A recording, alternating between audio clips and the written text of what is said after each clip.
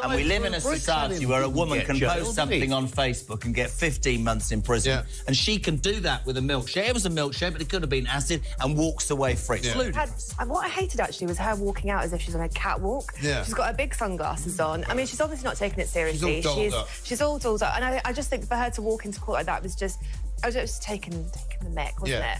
And then her to come out, and she smirked. She didn't care. She knows she got away with it. And all followers. And also, and the judge even made a point of saying that she had shown no remorse whatsoever. Yeah.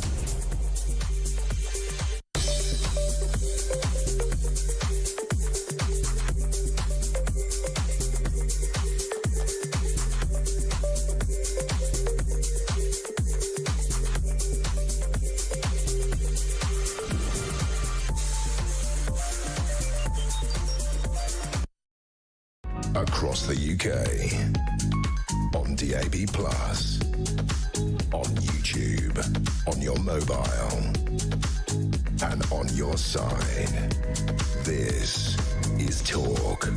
Morning, welcome back. 8:47 Monday, December the 23rd, Christmas Eve. I'm David Bull in for Mike Graham. Thanks for your company this morning. Let's talk about homelessness now. I think it's a really important issue. Obviously, the Prince William, it's one of his very important causes. He is really optimistic that we can end homelessness. This is his great belief. Unfortunately, the public don't follow suit. They don't believe that it's actually possible. Now, William has actually said that no single organisation can help to end homelessness.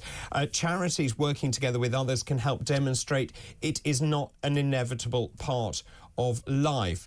Now, homelessness is a very complicated issue. It's very multifactorial, and the reason that people end up on the streets is really complicated. Plus, once you are on the streets, then trying to break that cycle, that vicious cycle, is so difficult. Also, huge medical problems associated with that, not least drink and drugs and all the rest of it, but actually also just looking after your health generally. Well, I'm delighted to say that Matthew Talbot, who's a former Labour advisor who was himself previously homeless, joins me this morning. Good morning. Good morning, how are you? Yeah, I'm all right, thank you very much indeed. I see a great deal of homelessness.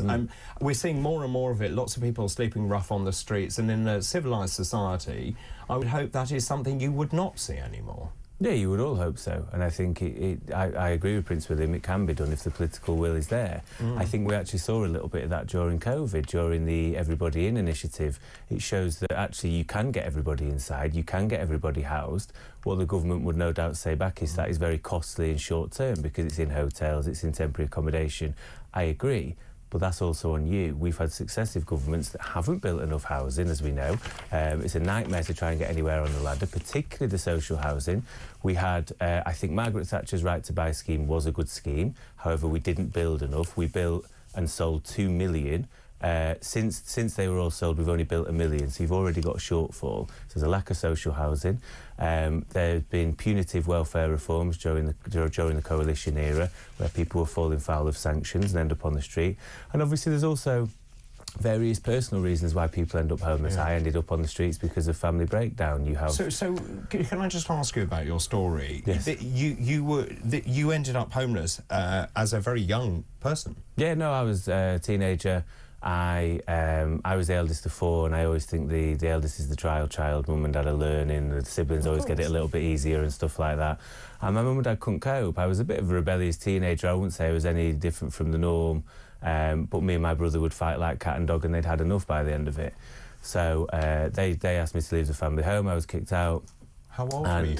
I was 15.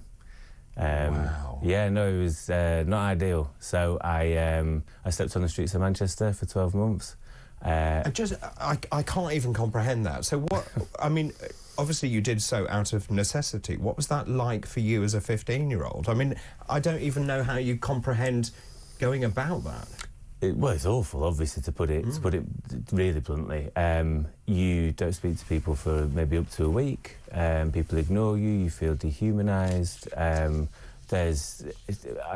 don't like talking about it necessarily, but there is a very common experience of either being beaten up or urinated on. Yeah. You fall cold, you fall ill, you're in pain all the time, your joints are aching, and you don't sleep. And how did you survive? About food, water, for example? Well, the people of Manchester are very generous. There's an element of ignorance as well, where I'm writing a book about it at the moment, and there was an instance I always remember where a gentleman at 4 in the morning, I was bedding down for the night and thinking it was starting to get a little bit quiet towards the northern quarter, and he offered me half a kebab, which in one way is very sweet because he's gone, oh, do you know what, I don't want any more of this, I'm going to give it this fella here who's this kid really that's on the streets. But obviously the dehumanisation of the point of, well, I don't want half a kebab at 4 in the morning. That you've half eaten. But he was so incensed that I'd be so ungrateful for not taking that. He threw it at me. He's foaming at the mouth. He's angry. He's obviously a little bit intoxicated as well. Yeah. But it's that they can't comprehend that surely you'd eat anything if you're that desperate. And actually, why should we be offering people on the streets just anything or half-eaten food? So, no, from that I was groomed into a gang and sentenced to 12 months in prison. It's a bit like county lines, but wasn't drugs. I was essentially a bit of a runner, sent to do errands. They'd clothe you, you'd have a roof over your head, and it wasn't my proudest moment, but truth be told, I'd have done anything to put a roof over my head. I was sick of it, I was fed up, I was traumatised. Now, the one thing that enabled me to turn my life around, I wasn't sent to prison, it was a suspended sentence because it was a first-time offence. My best friend's mum and dad took me in, and what they offered me was opportunity, support, and ultimately education. My best friend's mum said, look, you're not a daft lad, go to college, get yourself some GCSEs, you'll be able to do an access course. They knew how to, what you could get from the system compared to my mum and dad. And they said, you know, go and get yourself a degree, you can do an access course for free, you're unemployed. So I went and did a degree and got political and ended up where I am today, basically. I mean, amazing, and amazing from their point of view to offer you that opportunity as well. What was that like? A huge sense of relief, I assume? Yeah, it was very weird. My family are very dysfunctional, lots of families are. And it was weird. I remember once, they made a real effort. I laugh with my best friend now. I said, I always remember that first night we sat round the table and had dinner. And we, you know, my mum and dad, very busy people, we'd sit and have dinner on our laps, or tea as we call it up north. And they'd put music on, I think they put Paolo Nutini on. It was this, like something out of a film, really weird atmosphere. Very Josh said, you know, we never normally do that. They did that for you to make you feel... lovely, isn't it? No, exactly. And that's what Prince William talks about, the idea of housing first. And what housing first is, for those that don't know, is we currently have something where you must have treatment first. So in order for you to get into some level of accommodation or housing, you might have to get some level of support for counselling, mental health issues, kick the substance abuse, kick the alcohol. That's hard to do anyway, even harder if you're on the street. So what housing first is, you get immediate housing, permanent housing, but you get the wraparound care that comes with it because you're not ready to just be on your own. And are we talking about being in a centre, so for a one-room, for example, in a kind of, almost like a student accommodation? Is that kind of where he's going, or is he going towards... No, it's housing. Housing, so detached housing. Yeah, and it happened, the idea was concepted in New York in the 90s. Finland took it on as a huge thing, and they have, homelessness as a whole has been cut by 50% since 2005. Rough sleeping is basically eradicated. They don't have rough sleeping in Finland anymore. And you talk about the economics of this, and you say, well, it was very expensive to put people into hotels in the short term, but also it's very expensive and a loss of great people not to look after them and not to house them. So, in fact, the long-term economics do work in favour of making sure people have accommodation. 1,000,000%. If you look at temporary accommodation and the amount of families in temporary accommodation, we have nearly 200,000 children in temporary accommodation this Christmas. That costs £4 million a day. That's a staggering number. Ridiculous. £4 million a day in London alone. But not only that, just the human cost of that. Absolutely, and what traumatic effect that will have. Will these people come into contact with social services, the justice system? So I think the maths show that for every £1 you put into preventative measures, you get 7 to 10 back. And it looks costly on paper. You could wipe out homelessness, if Elon Musk is willing to be generous, £20 billion it will cost to eradicate almost all homelessness in the UK. Sounds a lot of money. Reoffending costs the Home Office £20 billion, and the amount of pipeline between prison and homelessness is there. It's a lot more healthier to be in a house. So you talked about the need for housing. Of course, the government, successive governments, actually, of all colours, have failed spectacularly to build those houses. 1.5 million over 5 years, 300,000 a year. What is needed here? Is it a cross-party commitment to do this, to end homelessness, so it is depoliticised? Yeah, that's almost what Finland did, and I think we need to see that from all parties. I think there are also needs to be cross-governmental involvement. So it's all well and good Angela Rayner in the housing department saying, right, we're going to take this on. Wes Streeting needs to get involved from a health benefit point 100%. Of view, and the amount of money that would be saved on the health service from people being in accommodation rather than at on the streets. The justice system, Shabana Mahmood needs to get involved. The Treasury needs to get involved from a prevention and funding point of view. But yeah, they depoliticised it. They said this is something we're going to do, and over 20 years they eradicated it. It's an amazing thing. So just in terms of where we are, and obviously having Prince William on board is amazing because he's a great advocate of this, and of course he's someone that people listen to. How optimistic are you that this will be solved, that people will come together, that there is the political will to do that? I have to be, otherwise I give up. We might as well give up tomorrow if we're not going to try. And I do fully, I'm not naive, I've lived it, I've seen it, I hear it all the time.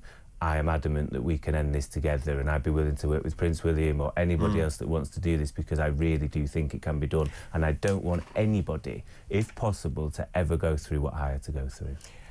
Can I just ask you, on a personal note, now that you have come out of the other side of it, and now you're obviously very successful and go that far. well, you are. I mean, you're a great spokesperson. You're doing some other media today as well, and you're obviously very passionate about it. Has it made you the person you are, do you think? Have you learned from your experience? Yeah, totally. I think I got asked the other week about battles and whatever, and personal battles, and I think if it wasn't for this, I wouldn't be the person I am today. And I think through life, you have to take every negative and turn it into a positive.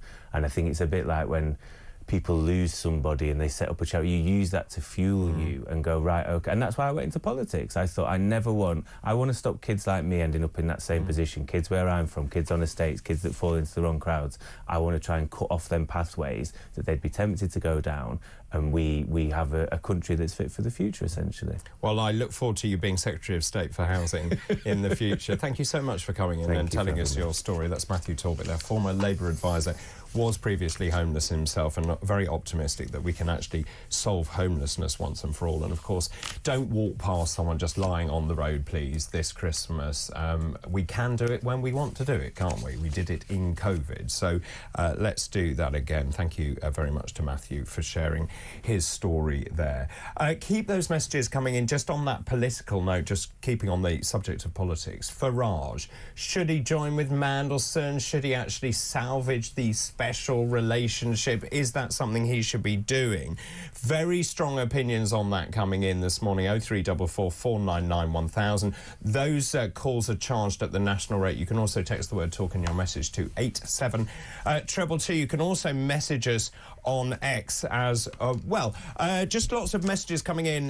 This one says, scrapping the royals and what they cost us could stop homelessness, turn all the estates into housing for the homeless, and that would be the problem sorted. I'm very, very struck by that 20 billion. Everything seems to come back to 20 billion. It seems that we can find 20 billion when it suits us for certain things, and yet we can't actually solve the problem of homelessness on our streets. Keep all of your messages coming in, please. After the break, I'm going to be talking about all the latest political machinations. We've heard the economic forecast. We've just seen that the economy hasn't grown at all. Labour, allegedly, according to the papers, is frustrated. This is the front page of the Times. Frustrated by the economic situation. The Express is saying Labour is set to drive the UK headlong into recession. Lord Hayward will join me after this break.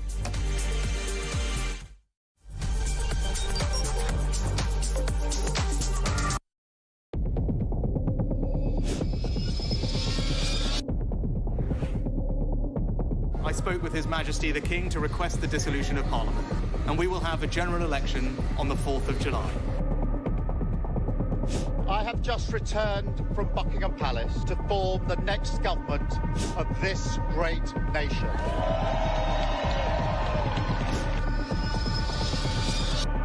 Take a look at what happened.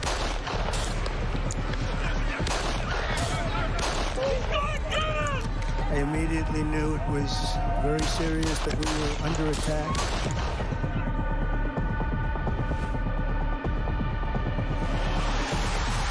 The time has come, and this surely is England's time. Williams, who scores, and Spain lead. The shot from distance is in. It is Cole Palmer. Low ball in on Palmer, slides it in. An absolute killer of a goal.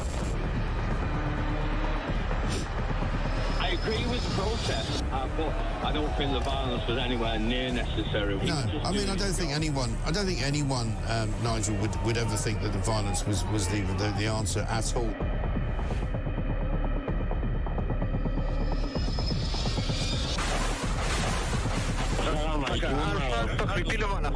אזרחי ישראל, אנחנו במלחמה.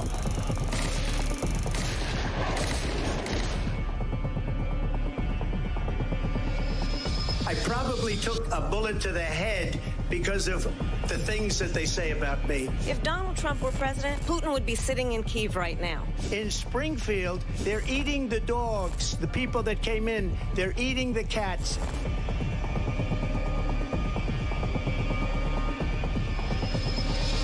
Liberal left couldn't understand that this man could be anything other than the great newsreader, a man of integrity. Is it possible in any way, shape or form that Keir Starmer didn't know about these facts about the suspect in Southport? I find it extraordinary that he wouldn't know. It seems that the public has not been told the truth. No, there's nothing like an American election, I have to say. North Dakota has gone red, South Dakota's red, Texas is red. Many people have told me that God spared my life for a reason. Bloomberg UK reporting Ukraine has made the first long-range missile strike inside of Russia. These are the missiles that Biden has approved. Across the UK, on DAB+, on YouTube, on your mobile, and on your side. This is Talk.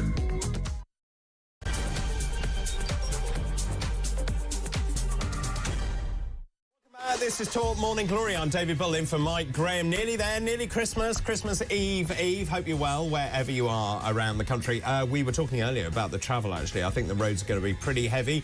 You need to leave between now and 11, apparently, if you need to avoid some of the traffic, or leave it till later. Then tomorrow's going to be very busy as well. Do check before you travel. That's the message this morning. Also, just if you are waking up this morning, lucky you, the front page of the Times, the economic outlook, apparently, according to Labour, is frustrating. The Daily Express says Labour set to drive the UK headlong into a recession. The Daily Mail, economy is heading for the worst of all worlds.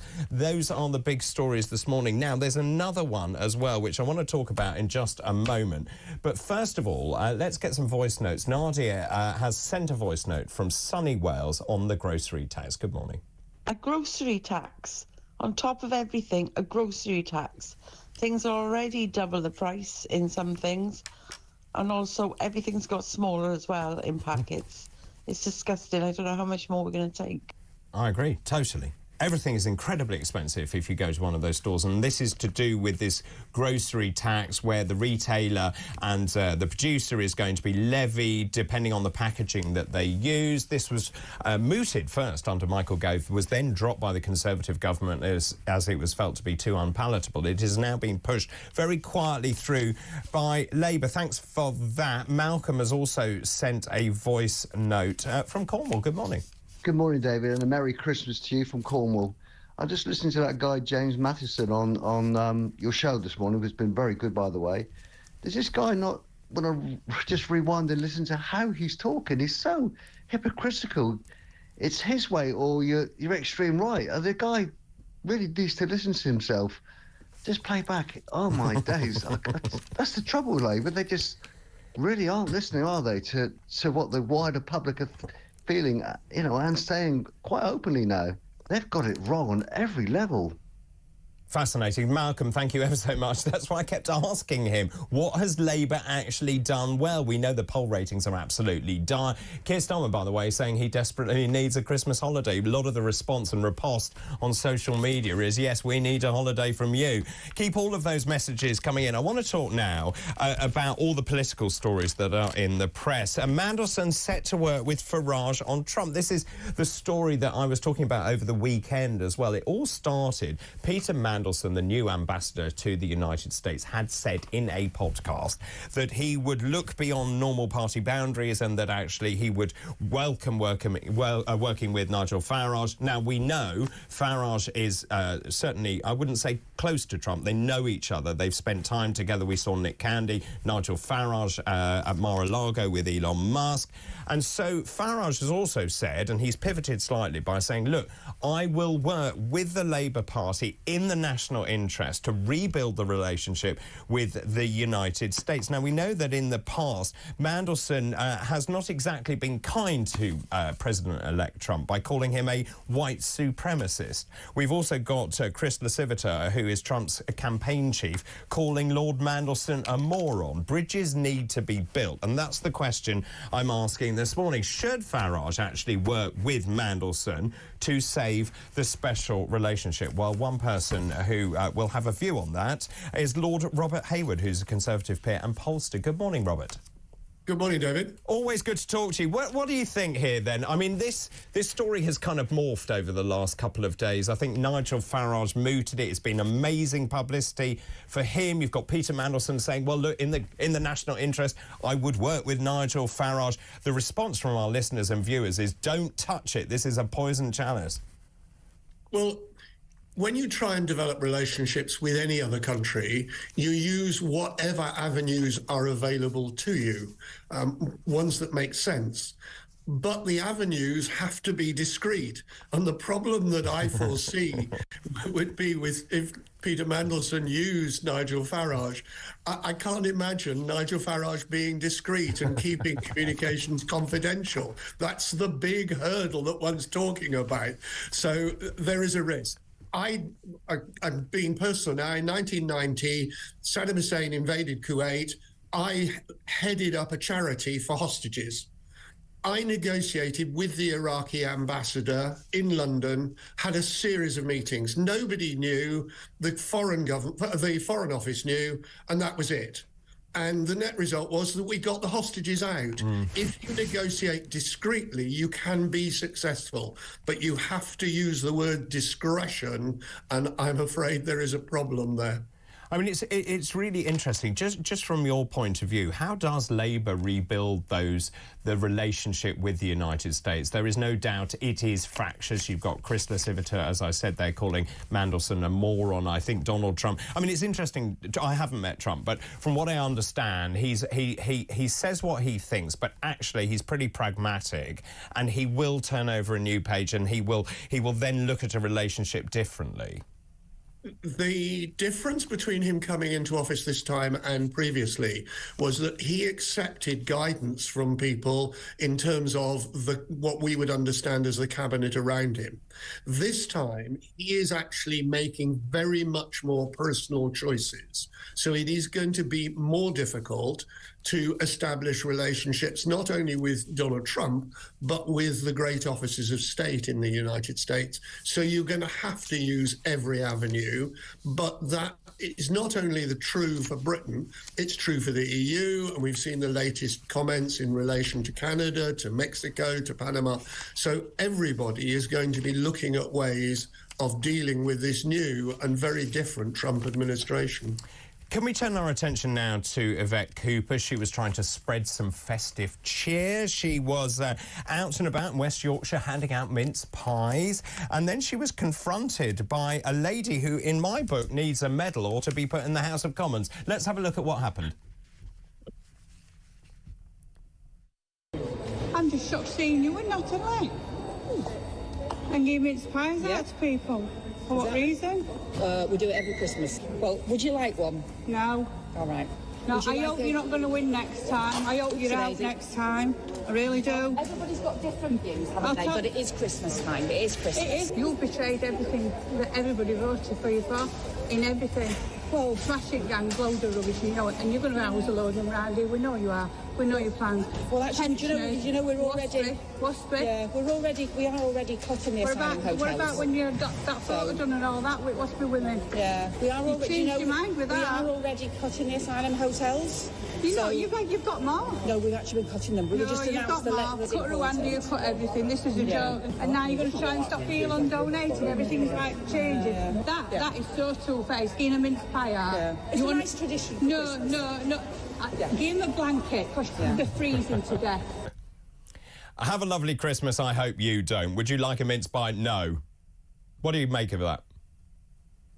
It's a nightmare in this day and age being a politician because things can be recorded on a phone camera and that is your worst nightmare because once it's been filmed, it goes viral. You're using that particular clip now. Politicians have to accept it. It's part of day-to-day life nowadays. And I feel... the message was absolutely clear to Yvette Cooper, particularly, and this is a message in terms of general polling, that lady sounded as if she was much more angry than she would have been 6 months ago. And that is what's showing up in the opinion polls, that's showing up in the front of the newspapers, which you were quoting just now. There is a really clear shift in public opinion, which that lady was reflecting in her conversation with Yvette Cooper. I mean, you mentioned the polling here. Keir Starmer's party is now on 26.6%. Now, to remind ourselves, they were at 44%. They won one of the largest ever majorities 5 years ago. They're sort of down. I mean, the whole thing has been an amazing reversal. They're down to a sort of Corbynite polling, aren't they? Oh, they're in a very bad position. Each Thursday, there are local government by-elections, which, sadly, I track in enormous detail, as you know. And the Labour Party are doing worse and worse. They're spinning almost out of control as we come towards Christmas. There were 3 by-elections last Thursday in different parts of the country, and Labour's vote absolutely collapsed. And it seems to be getting worse. And there's no doubt that Keir Starmer feels he needs a holiday because at the moment the mood in the media, in the population at large, is that Labour are not in control of events. So just in terms of the polling, generally what is going on, Kemi Badenoch, your lot, the Conservative Party, how are they doing? Well, according to the opinion poll, she's not doing that well. But if you, she's depending on where you are, slightly above or slightly below the Labour Party. But you've got to remember the opinion polls were forecasting Labour at well over 40% in the general election. They got less than 34%. And most of the polling companies have not revised their approach to polling. Some have. And therefore, it's better to look at the council by-elections. And in the council by-elections since July, the Tories have taken a huge number of seats off the Labour Party. Reform have taken some, but the Conservatives are taking about 3 times as many seats as the Reform Party off the Labour Party on week-by-week council by-elections. And that's an indication of the Tories are not bouncing, it's Labour are deteriorating. People are just not turning out to vote, and that worries me in long-term democratic analysis, because if people get turned off politicians in general, then the risk to society is pretty substantial. Just very quickly, if I can, just talk about Reform and the Lib Dems. Where are we with that? Reform seems to be, according to this poll, on to about 21. The Lib Dems nowhere to be seen on 11, is that right? Yes, but the Lib Dems did very well in the general election. They have a very good capacity to concentrate on certain wards, certain constituencies, and they did very well in the general election. They got fewer votes than Reform. Reform, through Nigel Farage, get all the publicity, but they are not doing as well in the actual election results as those polls and that publicity would suggest. And do you think that's because it's not as targeted, or hasn't been as targeted up to now? It isn't as targeted, but it is... Nigel Farage is a great populist, great at attracting attention. But when it comes to actual attracting votes, there are people who love him, but there's a very large proportion of the population who actually loathe him. He's very much Marmite, I think that is fair to say. Really good to talk to you. Thank you so much. I wish you a very happy Christmas as well. That's Lord Robert Hayward, who's a Conservative peer and pollster. Keep those messages coming in, please, about Farage and working with Mandelson. Is that in the national interest?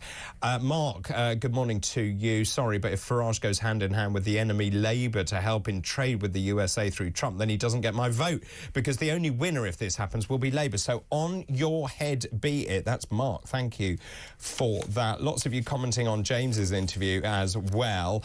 Dr. David James, well, I can't even repeat what you've written to me here. Farage loves our country. He loves the British people. Starmer and Khan, they hate the country. They hate the British people. Also, this is Barry in Wigan. Great show. Thank you very much. Barry says, I think Farage should keep well away from helping Labour and let them burn, because he's risking people that will turn against him, and they will turn against reform as well. Keep all of those messages coming in. Mandelson is seriously slimy, according to Janice in Staffs. Good morning to you. I think Nigel knows this. Hopefully it would play it to his own advantage. Hopefully Mandelson won't be able to use this in his favour. Keep all of those messages coming in, please. Right, we'll take a break. After the break, I'm going to be talking to Stuart Andrew, who's the Shadow Culture Secretary. He's a Conservative Member of Parliament for Daventry. Stay where you are. This is Morning Glory. Good morning.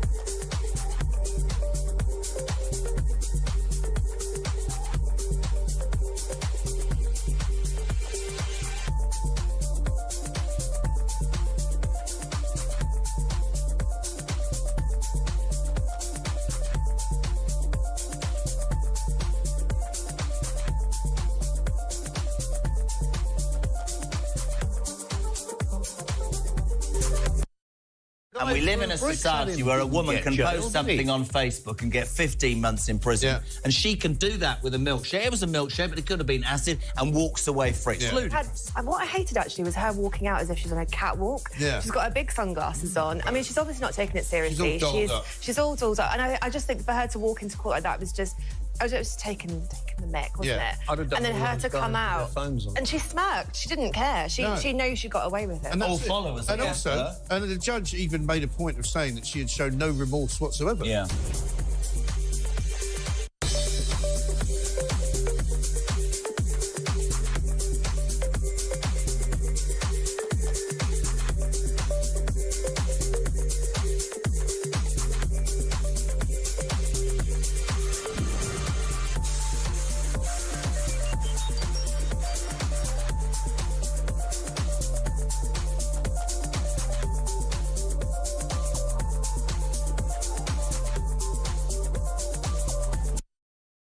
Across the UK, on DAB+, on YouTube, on your mobile, and on your side.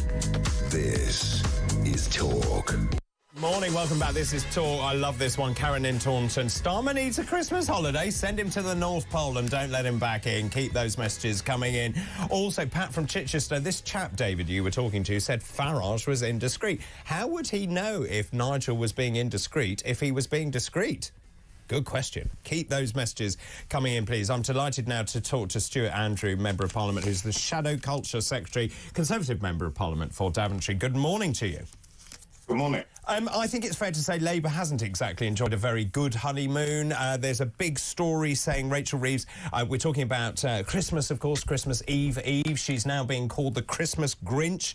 It's revealed that obviously because of her budget, if you give £1 to charity, then 45p of that will actually go to her, to the Treasury, and not go to the charity itself. The National Insurance rate will add an extra £1.4 billion to wage bills in the voluntary sector.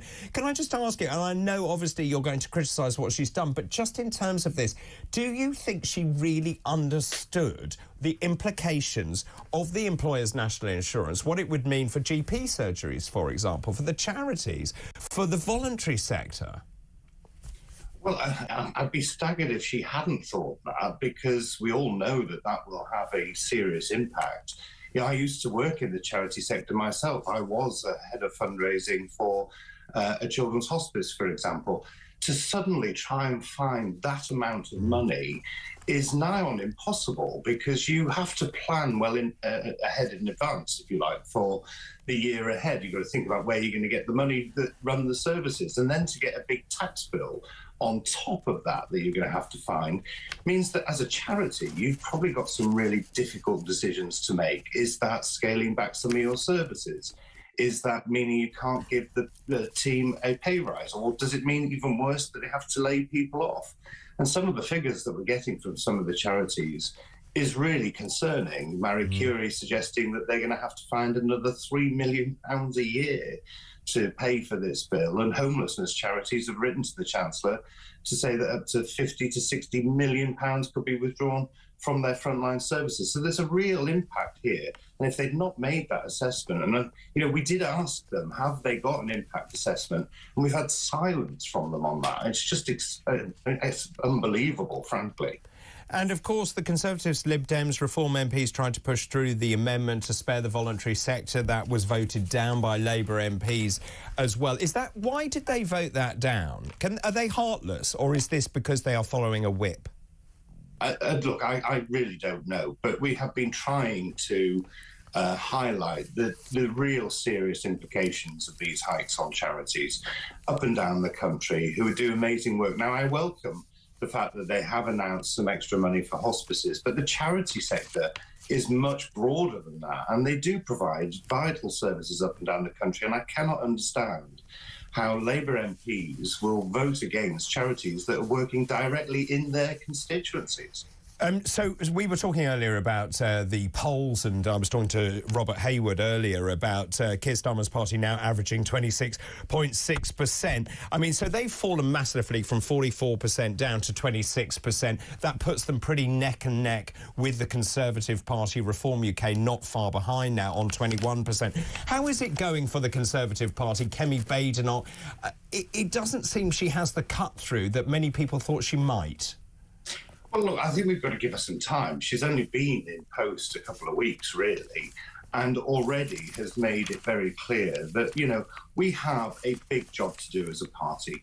There's no getting away from the election result. It was a big message to us as a party. It is right that we take time to take stock of that, to rebuild the party. That's exactly the course of action she is taking. But she has also been the one leading the charge in Parliament on things like the farms tax, the winter fuel allowance cuts, and these national insurance contribution, and the impact that that's having on so many businesses and charities up and down the country. So there's a long way to go, and it wouldn't be right to be doing detailed policy announcements right now, because We don't know what the situation will be like in a few years' time. But, you know, we are taking time to think about the issues that matter to the public, to listen to the message they sent to us at the election, and concentrating on rebuilding. And that's what Kemi is tasked with doing. I mean, it must be pretty galling for you to lose power and then to see the economic figures. We've just heard the UK economy showed no growth in the last quarter. This is from the ONS. The predictions, or the estimate, was that it was going to be 0.1% growth. And then you've got the CBI saying the UK economy is headed for the worst of all worlds as businesses expect activity to fall in the start of next year. We talked about employers' national insurance. Now, the Labour Party is saying, well, it's the Conservative Party's fault because, of course, there was this £22 billion hole, which no one can corroborate. But anyway, there's a £22 billion hole. They stopped the strikes. They threw money at the unions. Well, exactly, and these are the choices that they made. I mean, as you rightly say, you know, people like the ONS can't find this £22 billion black hole, but they spent £10 billion on these inflation-busting wage rises, which is just, you know, having a direct impact. And no one wants to see the economy flatlining in the way that it is. You know, we need the economy to be successful so that we have the funding that is needed for our public services. But as a direct result of some of the decisions they've made, they inherited the best performing economy in the G7 and have now got us to the bottom of the G7.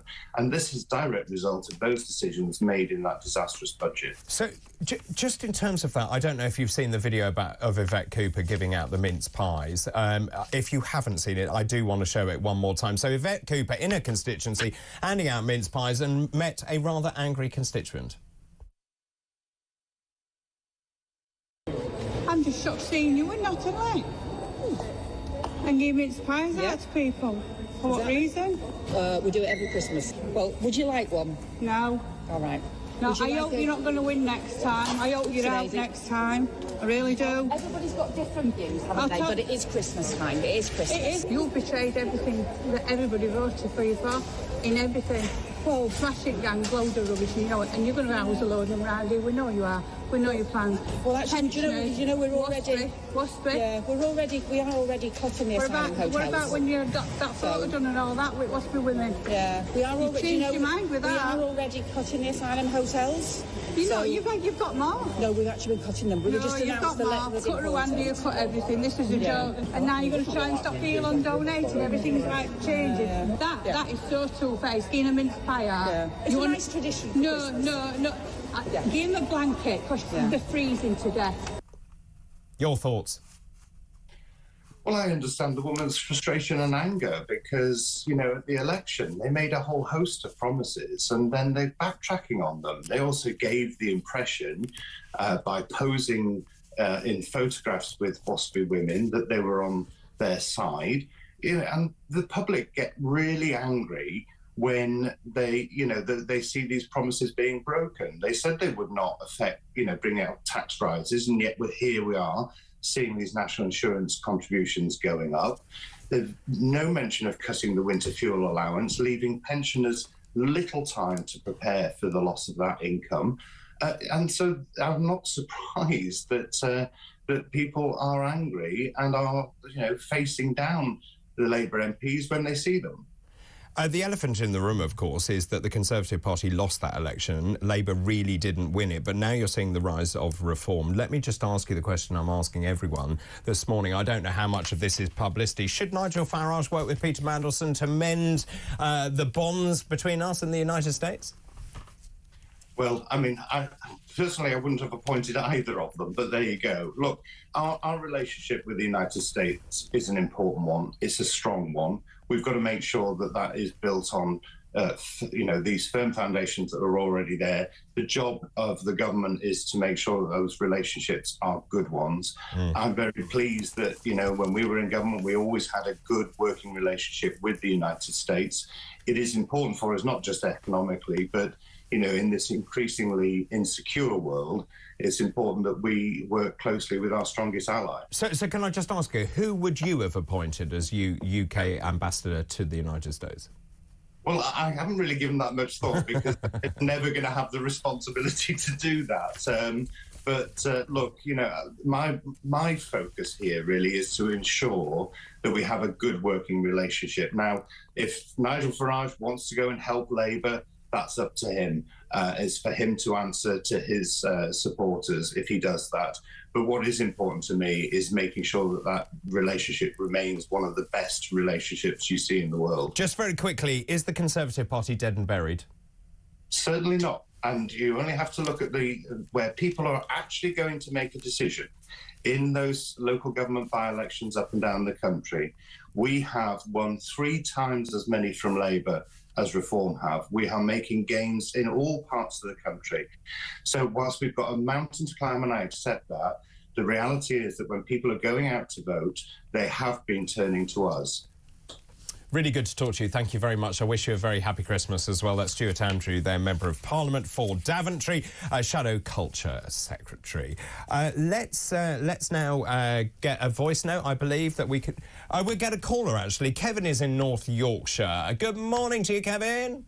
Good morning. Thanks for taking my call. No, absolute pleasure. What do you want to say this morning?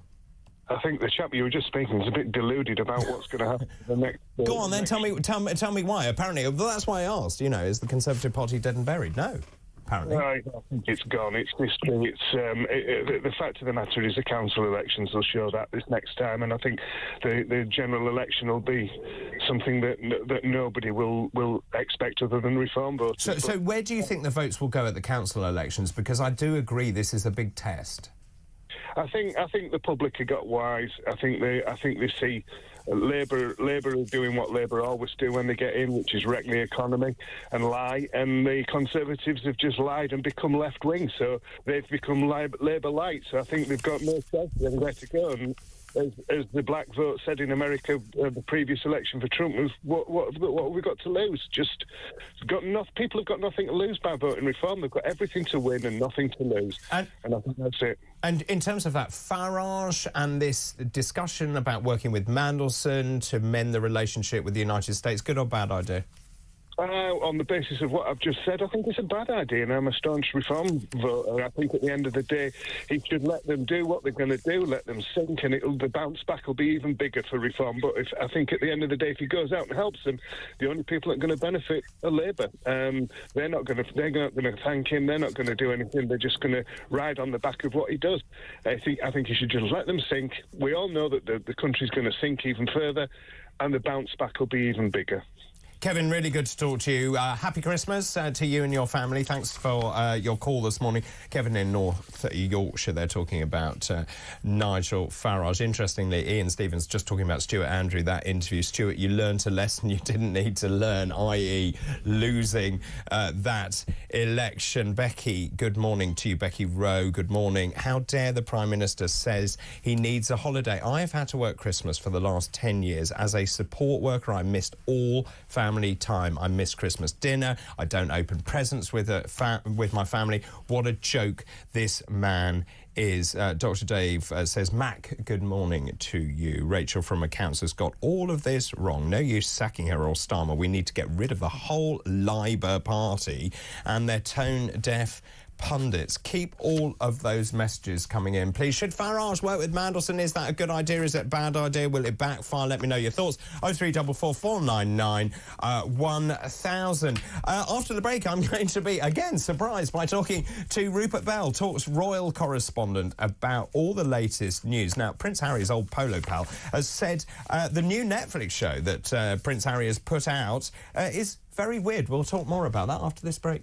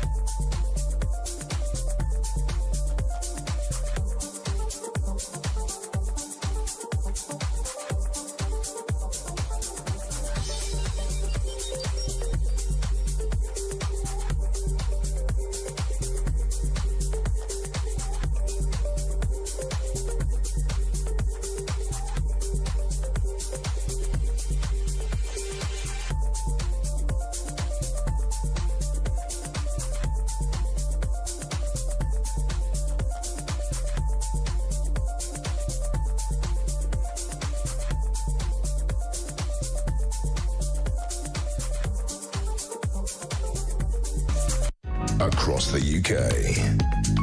On DAB+. On YouTube. On your mobile. And on your side. This is Talk. Welcome back, 9:35, Morning Glory. David Bull here in for Mike Graham. Thanks for your company over the last few hours. We're talking about Farage, Mandelson. Should they get together? Is that a good idea? Lucy says, Farage to work with the Labour Party. Voters who put their trust in reform may feel betrayed. We need to get rid of this government as soon as possible, not give them a prop. Capital letters, bad move. Thanks for that, Lucy. Lisa, good morning, David. That clip is brilliant. Oh, yeah, this is Yvette Cooper and the mince pie gate. That lady is absolutely brilliant when she says, no, you reneged on Rwanda, the waspy women, you haven't done what you said you would do. Would you like a mince pie? No. I wouldn't. Absolutely brilliant. So Lisa says, good morning, David. That clip is brilliant. Top work from that lady. She is saying what we all think. That's Lisa in Hertford. Happy Christmas to you. Adi Martin, good morning. Adrian. Good morning, David. I voted for reform. If Nigel has anything to do with these disgusting Labour politicians, I will renounce my reform membership and lose all respect that I have for Nigel and the Reform Party. His job is to destroy all anti-British politicians, of which there are many. We need to make Britain a proud nation once again. Michael, good morning. Nigel, absolutely, capitals, do not work with Mandelson. Do not trust the Labour Party. All liars. Full stop. And this is quite an interesting one, and I agree totally with this. Peter says, hi again, David. Isn't it odd how the mainstream media are happy to use the words far right wing? We don't hear anything about the far left wing, who can be violent and they can be incredibly disruptive. Thank goodness for Talk TV. Keep up the good work, Peter. Thank you for that. Right, let's move on and talk about some royal news. I'm very surprised to be talking to him once again. I spoke to him yesterday. Rupert Bell, Talk's royal correspondent, joins me now. Good morning, Rupert. Good morning, David. I've left the horse show, so... yes, how was it? So actually, I saw footage last night of the horse show. It looked rather tremendous. No, it's a big deal. You know, they get 2 performances a day, 8,000. They had a World Cup yesterday. Great competition. No, it's proper horse sport. You've never seen so many horse boxes. I know tractors have been coming to London for various different reasons. But I tell you what, I don't think there was a horse box left in the country if it wasn't Reno over the last few days. I've never seen so many, but there we go. And you've had quite a time, of course. You presented Princess Anne with an award. We spoke about that yesterday. Yes, not a bad week. Yeah, really privileged to see her on Wednesday. So now get ready for Christmas. And obviously the Royals will be doing exactly the same like all of us. Yes, well, I mean, we spoke about that. We spoke about the Christmas cards yesterday. What did the Christmas cards tell us about that? There's still other royal news around. I don't think we touched on this, but Prince Harry's Netflix show about polo hasn't done very well. It's also, I mean, you would expect that his critics would hate it, but even his chums hate it. Tommy Seven, the captain of Polo England, who played with Princes William and Harry, revealed that he thought the show was, quote, very weird. Well, yes, well, I've been doing some sort of digging around because it was an ideal opportunity at the show this week because there have been lots of people who play polo, and within the sort of gossip is that it's almost been laughed at by members of the polo community at the elite level because it just feels like a bit of a polo reality show around some people with a bit of an ego. And it's not really polo at the very highest standard, say, some people, but it's just, you know, and I have to say, when you look at it, you've got a guy who seems to swear the whole way through it, and it's obviously trying to create sort of family tensions. So it's no more than a sort of polo-based reality TV show, and it hasn't gone down particularly well within the polo community because it seems to be a distraction, and these players that are, many of them that are featured are not at the elite level. Of course, there are a couple, and we know it's a tough sport, but at the same time, in terms of the content of it, it's not particularly good. And I have to say, it has elements of some of the commentary at the end of the film sounds like it could have just been lifted from the film Dodgeball. But anyway, there we go. I mean, you can kind of see why they commissioned it. The idea of glamorous people playing this very glamorous sport and the rivalry and all that kind of stuff. I totally get that. I just saw on that clip, though, the executive producers, and it says Prince Harry and Meghan. And again, is this... As far as I understand, he doesn't really appear till the end of it anyway. And anyway, he's never executive produced a television programme in his life. Well, yeah, the credits for that seem to be bigger than any Cecil B. DeMille film. So, you know, it's enormous. And he makes the odd little appearance in the film, but it's not about him by any stretch of the imagination. Yes, they're seen in a couple of episodes, but not for long. Meghan speaks a bit of Spanish along the way, but it's mainly about these various people, sort of patrons of teams and family relationships. But it's such an ego-based documentary. The people at the heart of it do not lack for ego and are obviously relishing being the heart of it. But actually, it's not going to get out to a wider audience. And you would hardly, you know, it's been out now for 2 or 3 weeks now, and it's not, not even sure it's called a ripple. I think it's becalmed. I can't see a second series being commissioned. And yet what it will do is put more pressure on the Sussexes to justify the fee they've got from Netflix. Supposedly there's a cooking program coming out from Meghan, but there's been no indication of when that's going to be launched. And of course, she's trying to launch her American Riviera Orchard brand, sort of maybe around that cooking show, but she's got trademark issues with that. I mean, it's just quite interesting. There was a lot of chatter this morning about Harry never being able to come back to the UK because he's now a laughingstock even amongst his own peers, which I find quite fascinating. There's also another big piece of news that I saw in on one of the broadsheets, front page broadsheet. This is big news. Cadbury has lost its royal warrant. Yes, over 170 years. I think 1854, Queen Victoria gave Cadbury's, the chocolate-making firm based in Birmingham, its first royal warrant, and they've had it ever since until recently. Now, obviously, the Queen gave it, and obviously all her royal warrants were under review. And Cadbury's have come in for a bit of criticism as their parent company has still, by all accounts, been continuing to do business somehow with Vladimir Putin's, with Russia, which has gone down with not very well with some people, and King was even drawn attention to this fact. So that might be one of the reasons. But also another reason is that the current group of members of the royal family are not so enamoured with the chocolate. Tastes move on. Well, not only that, Rupert, they've changed the recipe. Well, they have done, and possibly. She liked the Bourneville, the dark chocolate. Yes, the late Queen loved a Bourneville. Yeah, and maybe the rest of the family are not quite so keen. But I know that Cadbury's have tweaked their recipes in some cases. I'm not a Cadbury's fan, so but it doesn't. I'm not in a position to decree or not. Well, my understanding is that the sugar content has gone up, and I think the cocoa's gone down. But I know it tastes slightly different. Weirdly, when I lived in the States, the Cadbury stuff in the States tasted completely different to the Cadbury stuff here. Well, you find that in all over the place. Different tastes. You know, it doesn't sometimes.